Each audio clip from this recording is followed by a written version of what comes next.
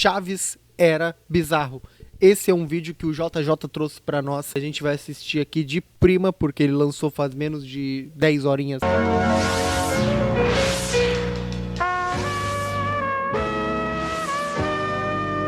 Aí, isso aí é muito nostálgico, porque ia dizer super cine. Eu ficava até tarde pra poder ver os filmes. Às vezes eu via 2, 3 filmes na madrugada. Caraca, velho. Isso cheira anos 2010. 2005.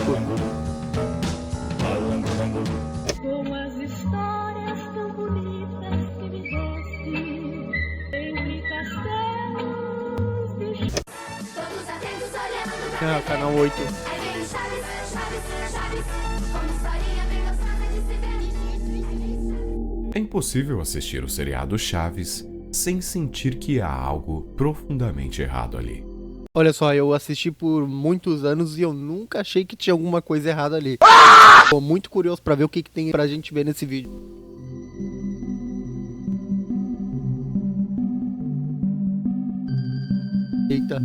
Eita. Por exemplo, muitos esquecem que o Chaves não mora no barril.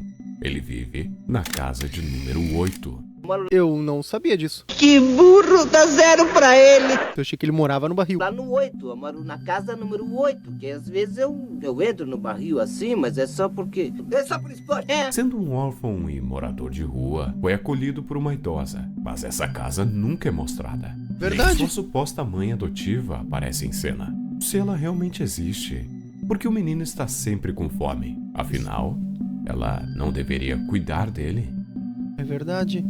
Outra teoria é que esse pátio e o número 8 apareceram no quadro do programa Chespirito Los Caquitos, ou Os Ladrões em português, já que Bolanhos aproveitava os cenários para fazer gravações de outros programas.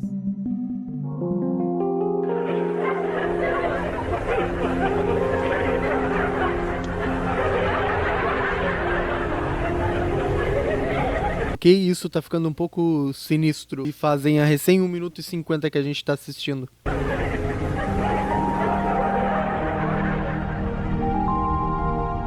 Ainda outro detalhe perturbador. Eu adorava brincar com esse negocinho assim, ó. Tu é uma madeirinha e uma coisinha que tu joga pra cima e tem que encaixar. Nossa, eu adorava brincar. Eu esqueci o nome, mas era muito bom de brincar.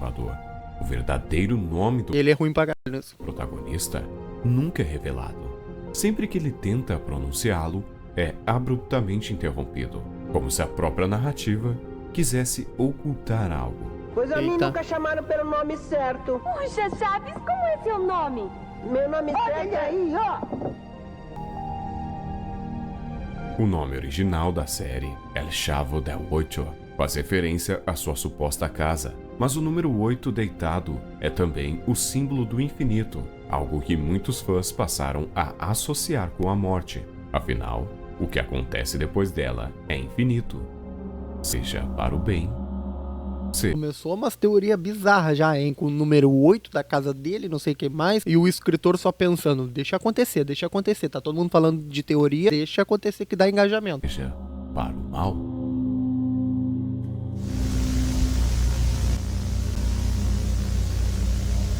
Sinistrão. Eu tenho um pirulito, dessa vez eu te dou. Dico, você não pode fingir que estou vivo para sempre. Você me negou a comentar muitas vezes. Mas isso não é culpa sua. Em todos os universos, o meu fim, o meu mesmo. A fome me pertence aonde quer que eu exista. Você não pode viver assim, fingindo que ainda estou aqui. Que isso, velho? Talvez Roberto Bolanos tenha enchido sua obra de sinais ocultos e símbolos que só os mais atentos conseguiriam decifrar, para revelar um sentido mais sombrio e moralizante. Essa teoria é tão perturbadora quanto imaginar caminhar pela vila à noite, naquele cenário que mais parece ter sido arrancado de uma realidade alternativa. Isso é verdade. Vai dar um jumpscare aí, né? Não quero nem ver. Os corredores são sempre os mesmos. As paredes beges com detalhes marrons parecem se repetir infinitamente. Cenários estranhos, um céu que nunca aparece. E mesmo quando vemos a parte de fora da vila, ela Isso é verdade. Eu nunca vi o céu e eu vi a parte de fora só em alguns episódios, na verdade. Tem uma conspiração que fala que cada um deles simboliza algum pecado. É preguiça, luxúria, gula, e enfim, não sei se essa teoria faz realmente sentido, mas até que condiz cada um dos personagens tem, tá ligado? Ela parece irreal, quase como um cenário improvisado que esconde algo. A vila inteira é um liminal space, um espaço entre realidades, desconfortável e vazio. Ai, ai, ai. As portas raramente levam a algum lugar. Os poucos cômodos vistos parecem cópias uns dos outros. Isso é com verdade. móveis genéricos e vazios de vida.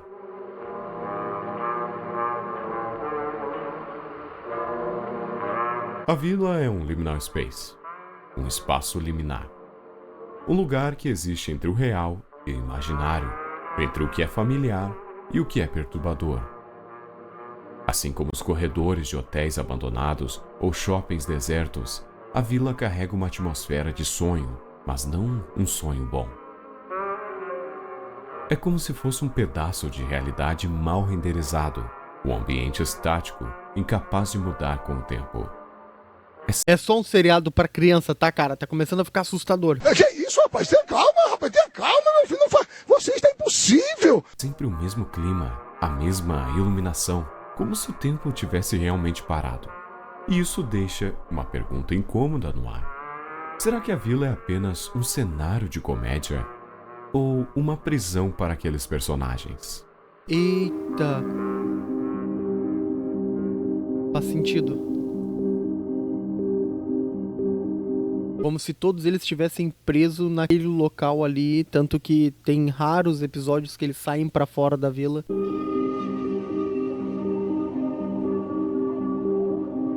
Os personagens Na vila estão em do looping. Chaves, o tempo não passa. Observe com atenção. Chaves sempre tem 8 anos. O seu Madruga está sempre devendo 14 meses de aluguel. Nunca mais. Caraca, Nunca. total razão, velho. Nunca aumenta a quantidade de aluguel que ele tá devendo. É sempre 14 que o seu barriga vai cobrar ele. Uau! Caraca, velho, isso eu não tinha me ligado ainda. Mas o Chaves ter sempre 8 anos, isso aí até que faz sentido, né? Porque é como se fosse no desenrolar de um ano inteiro que tá se passando a série e não chegou um 9º ano ainda dele. Mas de qualquer forma teria 12 meses nesse um ano, vamos se dizer assim. Então aumentaria a quantidade de dívidas que o seu Madruga tem com o seu barriga. Uau! Nunca menos. Não importa o quanto o tempo avance, a dívida permanece congelada, como se ele estivesse preso em um ciclo de eterno fracasso. Exato, os meses não passam. Seu barriga aparece constantemente para cobrar o aluguel e sempre leva uma pancada ao entrar na vila. Toda vez é quase como um ritual. É um evento looping programado que precisa acontecer para que o ciclo continue. Será que essas pancadas na cabeça que fazem ele esquecer do mês que ele deveria cobrar e ele cobra sempre o mês 14? Pode ser? Talvez, não sei. Foi sem querer, querendo. Sim, sempre É. diz a mesma coisa. Sempre sem Toda querer, vez que eu chego querendo. nessa vila, você me recebe com um golpe. Toma. Chaves está condenado à fome. A cada episódio, ele sente o mesmo vazio. A gula não se manifesta como excesso, mas como uma eterna carência. As brigas, É, ó, ele os é o da tapas, gula, se eu não me os engano. desentendimentos. Tudo se reinicia, episódio após episódio. É Caraca! como se ninguém evoluísse. Ninguém aprendesse nada. Eles estão aprisionados em uma rotina que se repete para sempre, como personagens de um pesadelo que não percebem estar sonhando. Será que eles sabem que estão presos? Ou seriam apenas almas condenadas, obrigados a reviver seus pecados até que encontrem redenção, se é que isso é possível? A reviver os seus pecados capitais, como o da gula, o da preguiça. Não lembro quem é o da preguiça, acho que é o seu Madruga até. Sempre tem. Nossa, velho. O da luxúria, no caso, é o Kiko, que sempre tem que ter a maior bola, o melhor pirulito. Nossa, velho, tudo faz sentido. Meu Deus, a nossa vida é uma ilusão. Isso é o Matrix.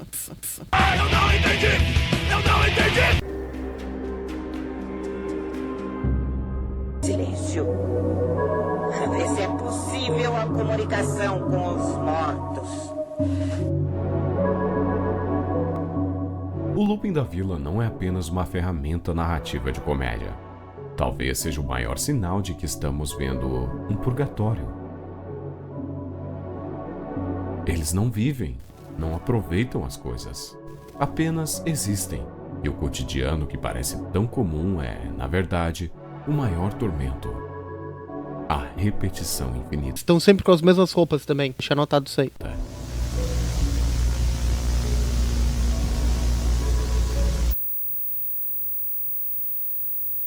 O pecado dos personagens. Eita.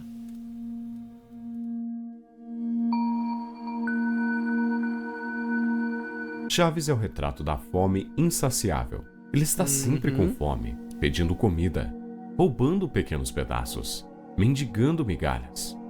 E por mais que coma, nunca se sacia. Talvez o castigo de Chaves seja viver na eterna necessidade. Chaves, não me diga que você comeu todos os churros. Seu Madruga é o símbolo da preguiça e da negligência. É o que eu tava falando. Ele passa dias Exatamente. evitando trabalho, Nossa. sempre com desculpas, tentando sobreviver sem esforço. Quando tenta um emprego, fracassa rapidamente e volta ao ciclo de inadimplência e violência. Seu castigo é viver eternamente como um homem fracassado, devendo 14 meses de aluguel, incapaz de romper o ciclo que ele mesmo criou. Nenhum trabalho é ruim. O ruim é ter que trabalhar. Em segundo lugar, Seu Barriga é a encarnação da avareza. Ele é obcecado por cobrar o aluguel, visitando a vila quase todos os dias para garantir que ninguém escape da dívida. A ganância dele é mascarada por um tom amigável, mas na essência ele se preocupa mais com o dinheiro do que qualquer coisa. Seu castigo é a repetição sem fim de cobrar valores que jamais serão pagos, levando pancadas toda vez como punição pelo seu apego material. Ah, que sacanagem essa cena aí, mano. Ele esmagou seu Madruga, mano. Kiko é o menino mais rico da vila. Tem brinquedos, ele é o da luxúria. roupas novas, comida na mesa. Mas nunca está satisfeito. Ele inveja qualquer mínima atenção que Chaves receba, mesmo sendo um menino órfão e faminto. Chaves, eu gostaria de comer um sanduíche de presunto. Kiko quer tudo. Quer os brinquedos, quer o carinho, quer ser o Exatamente. centro do mundo. Sua punição é conviver eternamente com o que ele mais despreza, o moleque pobre, que mesmo assim é mais amado do que ele. Verdade, tipo, ele tem tudo, mas mesmo assim o Chaves é mais amado do que ele, vamos dizer assim, com os outros da volta do ciclo deles. Tô gostando, tá fazendo sentido,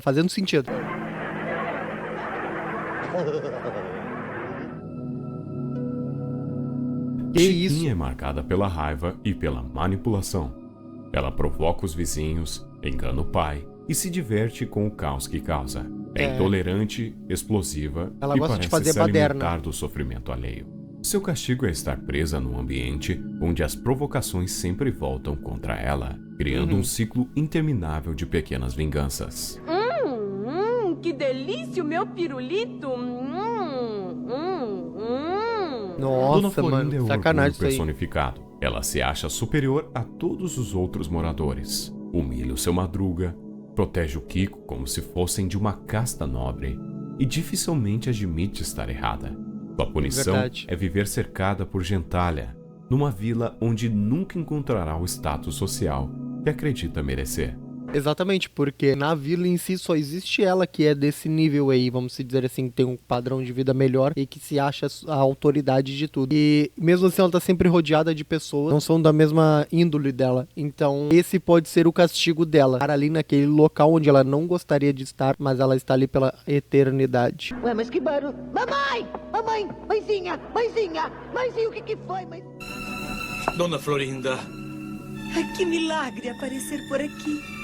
O professor Girafales é o homem sedento de desejo. Ele visita a Dona Florinda com flores e café, episódio após episódio, numa dança de flerte que nunca chega a lugar nenhum. Sua punição é a abstinência eterna, uma relação congelada no tempo, onde o desejo nunca é satisfeito. Até sempre, Dona Florinda.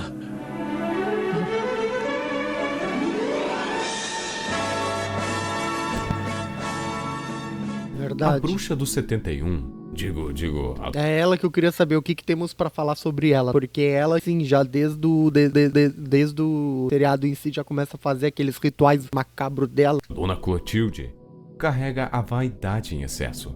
Preocupa-se com a aparência e com o que os outros pensam, tentando Verdade. seduzir seu Madruga e se mantendo sempre como a mulher elegante. Ai, seu Madruga, que se case comigo.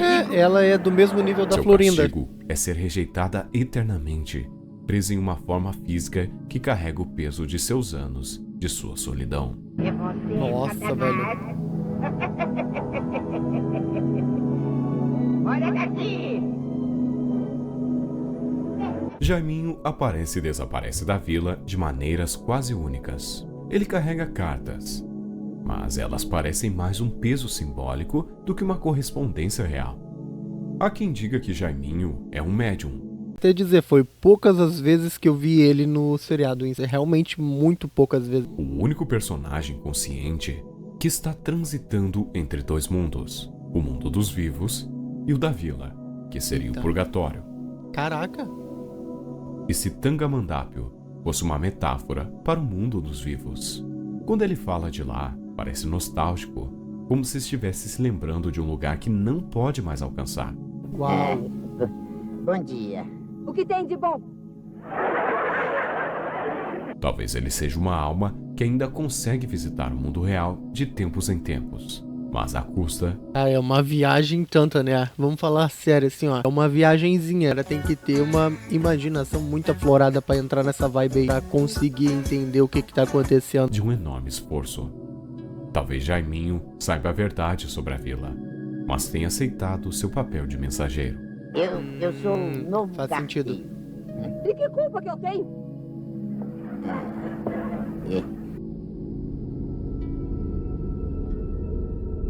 Cuspa seu perdão em minha alma. Eita porra. O que vocês têm? Ah, essa cena é triste. Ladrão! Sem dúvidas, essa série é cheia de cenas bizarras. Há um Sim. momento em que os personagens acreditam que Chaves roubou o dinheiro. A atmosfera muda completamente. Todos olham para ele com desprezo e raiva, como se ele fosse um verdadeiro criminoso. Ladrão! Ladrãozinho! Seu ladrão! Ladrão! Ladrão! Chaves fica acuado, envergonhado e chorando no canto. Sim, A mano. sensação é sufocante, como se fosse uma punição psicológica muito maior do que o erro cometido. É quase como se a vila estivesse julgando por um pecado que ele nem lembra de ter cometido. Exatamente. Ladrãozinho! Seu ladrão! Ladrão!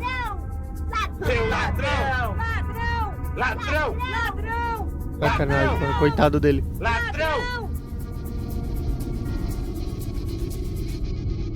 A primeira Essa cena é meio traumatizadora, mano. Tipo, todo mundo fica gritando no ouvido dele: ladrão, ladrão, ladrão, ladrão. E aí tu fica, ai, coitadinho do Chaves, cara, coitadinho dele, cara. É traumatizadora essa cena mesmo. primeira vista, o seriado mostra Chaves como um personagem querido, sempre cercado por vizinhos e participando das confusões na vila. Mas se observar com mais atenção, há algo profundamente errado. Quase ninguém ajuda o Chaves. É verdade. Ele é um órfão, faminto, sem casa e sem família. Mesmo assim, os moradores raramente se compadecem de sua situação. Me lembrei que tem Ninguém dá muitas um prato vezes de que o comida pra Chaves não janta, Bota um prato de comida aí pra mim. Bota um prato de comida aí pra mim. não toma café e nem almoça. Aí, ó, bota um prato de comida aí pra mim. Bota um prato de comida aí pra mim. Então imagino que vieram preparados para comer. Tô falando de dinheiro. São 4.500. O que disse? Que são 4.500. Cada lanche custa 1.500. 3 lanches de presunto, 4.500. Mas é que fiquei pensando como é possível que hajam meninos como Chaves e muitos outros que não têm absolutamente nada para comer. Mas o que é que o senhor queria, professor? Ninguém se importa com os problemas dos outros. É preciso amor. E compaixão? Nossa, mano, sacanagem. O Chavinho só ali atrás, ele me dá o presuntinho, me dá uma mortadela. Sim, de vez em quando alguém oferece um pedaço de pão ou um copo d'água. Ah, Mas mesmo é assim, sempre algo quase nada. temporário. Um alívio momentâneo para o menino que logo volta a sentir fome. Ninguém coitado. jamais o convida para morar dentro de casa, para dormir em uma cama. Ninguém sequer se pergunta como um garoto tão pequeno sobrevive sozinho na vila. Dentro de um barril ainda. Durante o aniversário do Kiko, vemos os personagens em suas versões mais exageradas. A vaidade, o orgulho, a inveja e a raiva transbordam. A briga começa Cada um por um tem o pedaço de seu bolo, defeito, vamos logo dizer toma conta de um episódio inteiro, transformando o momento de festa em um verdadeiro caos. Ele metendo a mão ali pegando. Ninguém! Ninguém! Pra que eu possa passar o dia todo comendo tudo sozinho. Não, que Nenhum personagem fala claramente sobre o seu passado ou de onde veio. Por que Chaves está sozinho na vila? Se a Dona Florinda é tão rica, por que ela continua morando ali?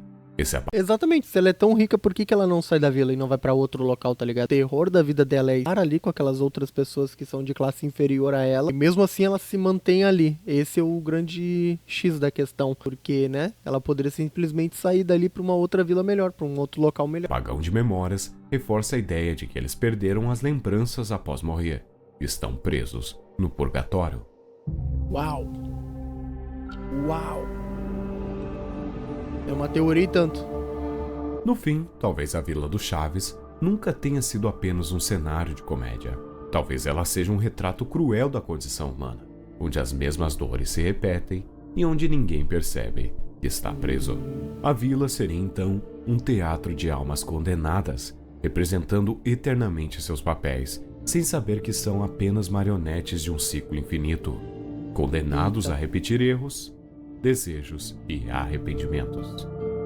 Nossa, brabo demais, mano, brabo demais. Total sentido. Dá uma olhadinha lá no canal do Mano JJ, vale muito a pena, ele tá trazendo um conteúdo magnífico. Anos e anos já tinha ouvido falar sobre essa teoria de que cada um deles ali tem essa questão de o seu pecado capital, luxúria, ganância, gula, preguiça. Vendo agora esse relato, essa teoria que ele trouxe pra nós, faz total sentido e condiz com o que eu também já tinha ouvido falar. A questão em si é que quando a gente tá assistindo, a gente se apega nas piadinhas, nas coisas que estão acontecendo, a gente nem percebe muito disso. Pode ser que o diretor quis fazer isso de propósito, pode ser que sim, porque isso sem querer é uma mensagem subliminar que chama a atenção do nosso cérebro e nos prende a assistir mais daquilo, porque a gente se comove com um, odeia o outro, tem aversão a tal qualidade de um, ou tem aversão a tal defeito de outro, vamos supor, acha engraçado ou se identifica com a situação de algum ou de outro, preguiça, se identifica com o seu Madruga, ou sei lá, a gula, fome, se identifica com o Chaves, se identifica com o Kiko, que é o riquinho da Volta da Vila. É que nem aquela história que tem que a Marvel e todos os outros diretores e empresas fazem. Trajetória do herói. Ele era nada, ele consegue alguma coisa, vira um herói, depois perde tudo, depois ele se recupera, volta a ser o herói no final e vence o vilão. Isso é o que prende, isso é psicologia estudada pra nos prender a assistir esses filmes da Marvel, filmes super-heróis ou até mesmo romance, qualquer que seja. É sempre assim, se você analisar os filmes, sempre tem a trajetória do herói. Muito bom mesmo, bem analisado. Eu até dei uma olhada nos comentários, a galera tá aqui, ó, amedrontada aqui, ó. É incrível como o JJ consegue misturar terror com a derrota do Fluminense. Que? Como assim, mano? O cara conseguiu problematizar o Chaves. Já dei o like. E assim como essa galera também dos comentários, diz você, o que você achou desse vídeo? Se inscreve, deixa um likezinho, comenta aqui embaixo o que você achou dessa teoria da conspiração. Você concorda com isso? Você não concorda com isso? Deixa aqui igual. Deixa um likezinho, se inscreve, dá uma olhada lá. Vou deixar aqui nos créditos do canal do JJ. Acompanha o mano lá que tá brabo demais. E até o próximo vídeo.